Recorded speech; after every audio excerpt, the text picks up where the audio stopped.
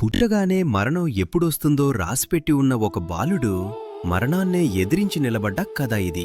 మీ భవిష్యత్తు మిమ్మల్ని భయపెడుతోందా? మీ చేతుల్లో ఏమీ లేదని, అంతా అయిపోయిందని అనిపిస్తోందా? అయితే ఈ కథ మీకోసమే.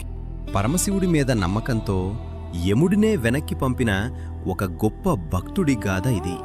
మృకండు అనే ఒక గొప్ప మహర్షి ఉండేవారు. ఆయనకు ఎన్నాళ్లకి సంతానం కలగలేదు.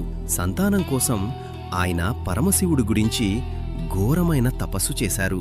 మృకండుడి భక్తికి మెచ్చిన బోలాశంకరుడు ఆయన ముందు ప్రత్యక్షమయ్యాడు. శివుడు ఒక మాట అడిగాడు.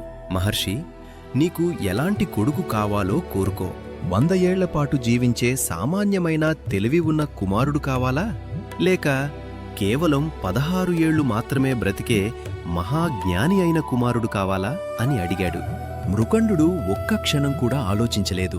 నాకు 100 ఏళ్ల సామాన్యుడు వద్దు, మహాజ్ఞాని అయిన కొడుకే కావాలి అని కోరుకున్నాడు. అలా పుట్టినవాడే మార్కండేయుడు. మార్కండేయుడు పుట్టినప్పటినుండి గొప్ప జ్ఞానిగా ఎదిగాడు. ఆయన నరనరాల్లో శివనామమే నిండిపోయింది. ప్రతి శ్వాసలోనూ ఓం నమః శివాయ అనే మంత్రమే వినిపించేది. కాని రోజులు గడుస్తున్నాయి, వయసు పెరుగుతోంది. 16 ఏళ్లు నిండే సమయం దగ్గర పడుతోంది. తన కొడుకు ఎక్కడ దూరమవుతాడో అని తండ్రి గుండెల్లో ఆందోళన, తల్లి కళ్లల్లో కన్నీరు. కాని మార్కండేయుడు మాత్రం చెక్కుచెదరని ధైర్యంతో ఉన్నాడు. అమ్మా, నాన్న, మరణం వస్తే వస్తుంది, కాని ఆ శివుడి మీద నాకున్న భక్తి ఎప్పటికీ తగ్గదు అని తన తల్లిదండ్రులకు ధైర్యం చెప్పాడు. ఆ రోజు రానే వచ్చింది. మార్కండేయుడి ప్రాణాలు తీసుకెళ్లడానికి యమదూతలు వచ్చారు. కాని శివనామ జపం చేస్తున్న మార్కండేయుడి దగ్గరికి వెళ్లడానికి వారు భయపడ్డారు. చివరకు యమధర్మరాజు స్వయంగా తన మహిషం మీద వచ్చాడు. మార్కండేయుడు భయపడలేదు. ఎదురుగా సాక్షాత్తు మృత్యువు కనిపిస్తున్నా భయపడకుండా ఆ పరమశివుడి లింగాన్ని గట్టిగా కౌగిలించుకున్నాడు. తన సర్వస్వాన్ని ఆ దేవుడికే అర్పించి ధ్యానంలో మునిగిపోయాడు.